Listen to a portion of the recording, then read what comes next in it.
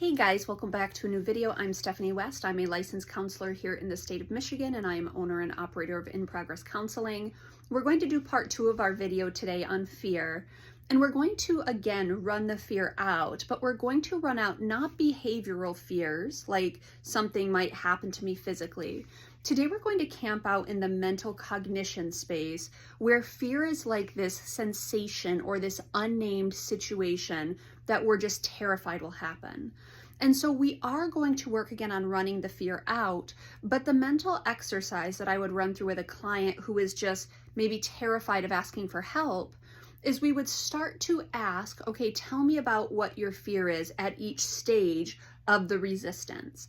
And so let's say I have a female client and she has car troubles and she comes in here and she's just wide-eyed and she's like, I think I might have, something going wrong with my car. And it's like, okay, well, tell me about that. Do you not have the money to deal with it?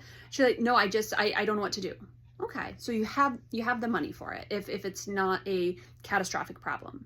Okay, what's the fear then? Because you have the resources and it's like, I don't know where to go. Okay, could you call a friend? Or could you call a mechanic shop? Or do you have a family member? Yeah, well, they might think I'm not capable. Okay.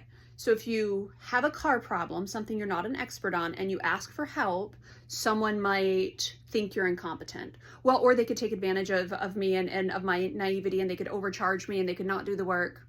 Okay. There's something going on in this client's story where they've either been exploited, they perceive they've been exploited, maybe they've been, minimized in their life at some point for not knowing things or needing to ask for help. So there's a real big aversion going on here. So it's like, okay, let's run that out. You go, you ask for help, and you think you might be getting the short end of the stick. So you're at a mechanic and they overcharge you, or you ask a family member for help and now they say you owe them. That's the fear. Yes. Okay. What could we do if that happens? So again, we're stepping into the fear. We're not running away from it. And the client will be like, well, I don't know what I would do. Okay. Would you be able to seek clarification on your bill when it comes? Well, yeah, I guess I could. Okay, that might be uncomfortable. So let's talk about what could you do if it's uncomfortable. How could you still have that conversation? Might you need to write your notes down first, or might you need to bring a friend with you?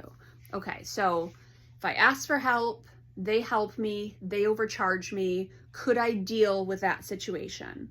And we keep systematically figuring out what's the resistance to the next step and how do we equip ourselves for the perception that the next step is impossible. So what happens with fear is fear lives in the amygdala of our brain. And we've talked about you can timestamp, you can draw parameters around things, but you can't if it's in the amygdala. As soon as we start to create action steps, we're moving it into that processing and reasoning center of the brain. And that is where we actually have a sense of competence and agency. Or if we're feeling incompetent, that's very loud, and we're feeling incapable, this is where we can start to say, okay, what skills do I need? Or what do I need to bring in to better equip me? Maybe it's help, maybe it's some sort of process, it's a script. All of that is okay. But notice the brain didn't want to do any of that work. The brain came in here and said, I have a car problem, it's the end of the world.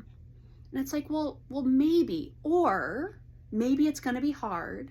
Maybe you might get a little uncomfortable that people might take advantage. Maybe you'll have to use your voice in a new way and we can practice that. Maybe you'll have to bring a friend with you. And this is new and unfamiliar. It's just not automatically unsafe. It's not automatically undoable. But as soon as the brain gridlocks, which we talked about in the last video, what we're inviting in here is, okay, let's push through that fear. What resource do I need? Let's push through that next fear. What resource do I need? And I'm telling you, there is nothing more, well, this is my own opinion. There's nothing more worthy of celebration than someone who comes in with total conviction that they are going to be useless in whatever this chaos is or whatever this hurdle is.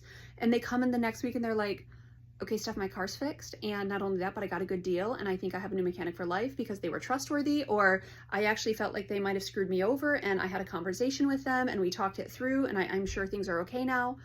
They've used the skills that we've had to mentally run through and take inventory of, and they come in, and there's this like, okay, that wasn't so terrible. Now I hated it, didn't like that I had to do it, but I'm not the person I was a week ago when my brain gridlocked and said, you can't do this, it's the end of the world. Now I will say, I'm not the greatest with like extended analogies related to car mechanics, but I'm hoping that translates well. All of that to say, fear says, stop, abort mission, get out of here. And pushing through it says, well, wait a second, what do I need at that step? And that step, and that step, and that step. And when I do the work of meeting the fear at each step, I will start to see myself differently too. Not just that I was capable of doing it, but that I also know how to systematically move through fear, which can over time disrupt and dismantle a lot of the fears that I walk with in my day-to-day. So again, that's what we're inviting in this week. How do we press into fear and really kind of gather the resources as we go to confront it versus letting our brain gridlock and say, nope, abort mission, I can't handle this. What if we can? We're going to have to imagine it first, and then we're going to have to do the brave thing of practicing it. But that can take us into really, really cool places, helping us understand that, yes, that's fear, and I can proceed anyway. And here's some practical tips this week for that.